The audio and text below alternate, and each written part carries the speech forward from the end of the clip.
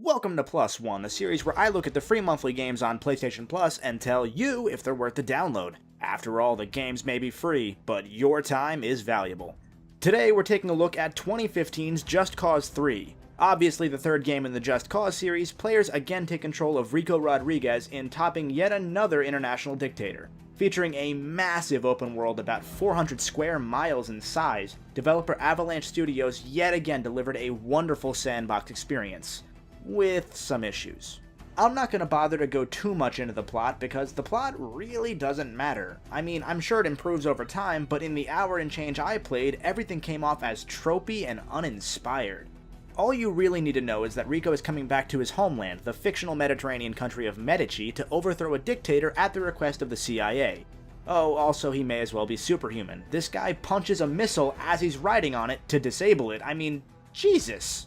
In many ways, Just Cause 3 is a superhero game. You've got tethers that let you hook onto things and hook other things onto one another as if you had Spider-Man's web slinging. You have a wingsuit that you can more or less fly with, you can stand upside down on helicopters somehow. There are witty one-liners, it's all there. He's pretty much a superhero.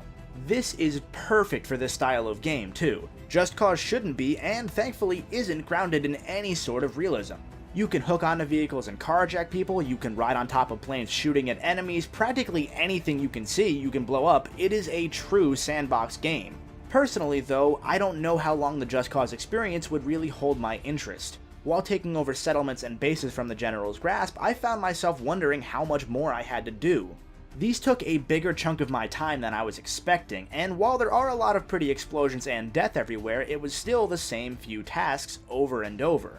Blow up some guard towers, destroy these satellites. It feels like every major objective the game has to offer was designed by Michael Bay.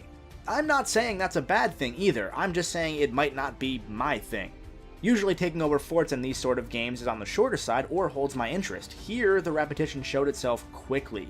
Like I said earlier though, there are 400 square miles of this, so there's very likely some variety sprinkled somewhere else on the map. There's a lot to see in this world, and the game looks great, except for the frame rate. If you have a PS4 Pro, this may not be as big of an issue for you, but on the regular PS4, this game friggin' chugs sometimes. It makes speeding through the air a bit disappointing when there's so much choppiness or blurring. It's almost like I can't appreciate the world around me as I'm flying past it. Which is fine, I guess. The whole theme of this game is blowing everything up anyway, so appreciating the scenery is sort of like naming a chicken before you eat it.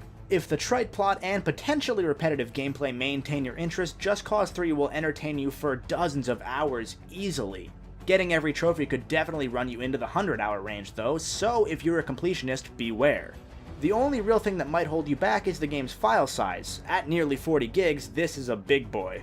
Even still, it's definitely worth giving a +1 to your collection if you like sandbox games. I can see myself coming back to this game for a couple hours every now and then, relaxing and blowing stuff up.